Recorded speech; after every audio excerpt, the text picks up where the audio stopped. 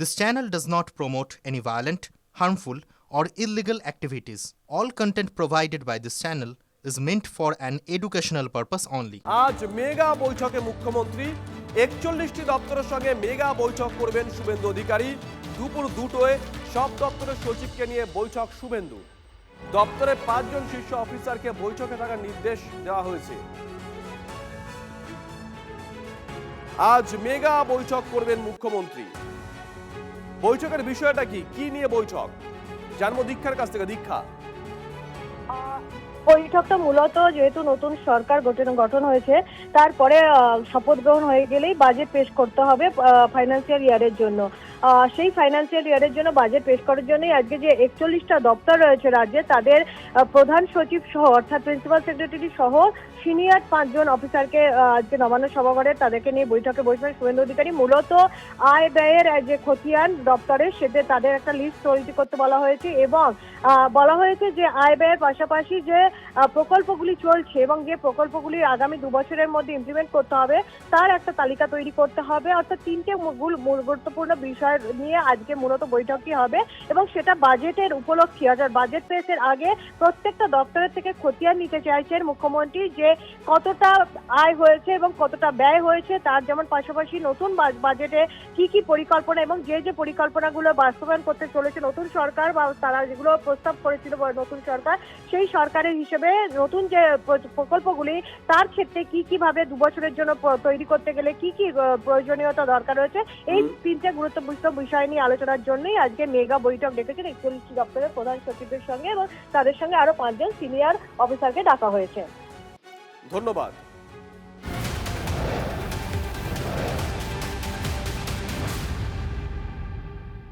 এদিকে আজ বিধানসভায় বিধায়ক পদে শপথ নেবেন জয়ী প্রার্থীরা। শপথ বাক্য পাঠ করাবেন প্রোটেম স্পিকার তাপস রায়। আজ এবং আগামীকাল মিলিয়ে মোট 290 জন নির্বাচিত প্রার্থী শপথ নেবেন। কখন থেকে শপথ শুরু হবে, আজকে কারা কারা থাকছেন, আগামীকাল কারা কারা শপথ নেবেন, গোটা বিষয়টা জানবো সৌভিকের কাছ থেকে। সৌভিক,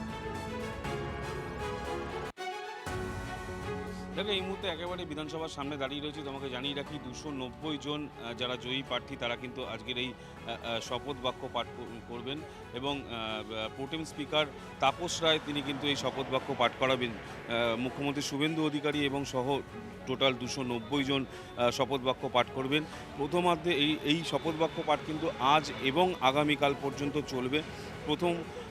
প্রথম দিকে হচ্ছে মুর্শিদাবাদ এবং উত্তরবঙ্গের যারা রয়েছে তারা শপথ বাক্য পাঠ করবেন এবং পরবর্তীকালে দ্বিতীয়ার্ধে নদিয়া, দক্ষিণ 24 পরগনার অন্যান্য যেসব জয়ী প্রার্থীরা রয়েছে তারা শপথ বাক্য পাঠ করবেন। আজ এবং আগামীকাল থেকে এই শপথ বাক্য পাঠ চলবে। আর কিছুক্ষণের মধ্যে অর্থাৎ সকাল 10টার সময় কিন্তু এই শপথ বাক্য পাঠ শুরু হবে। প্রোটেম স্পিকার তাপস রায় তিনি কিন্তু সমস্ত জয়ী প্রার্থীদের এই শপথ বাক্য পাঠ করাবেন। ধন্যবাদ।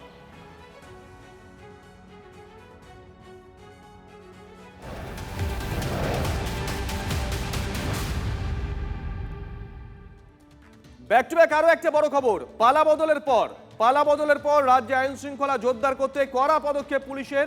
রাজ্যের সমস্ত পুলিশ কমিশনার, জেলা পুলিশ সুপারদের একগুচ্ছ নির্দেশ এডিজি আইন শৃঙ্খলার। ঠিক কি নির্দেশ গেছে গোটা বিষয়টা জানবো দীক্ষার কাছ থেকে। দীক্ষা, 5টি মূলত নির্দেশ দেওয়া হয়েছে সমস্ত পুলিশ আধিকারিকদের, অর্থাৎ সমস্ত জেলা পুলিশের সুপারদের এবং সিটির কমিশনারেটের সিটিদের।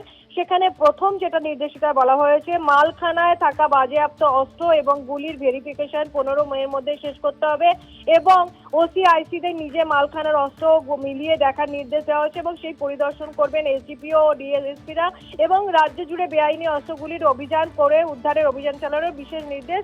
2 সপ্তাহ ধরে এই অভিযান এবং তার রিপোর্ট দিতে হবে এডিজি সিআইডি কে।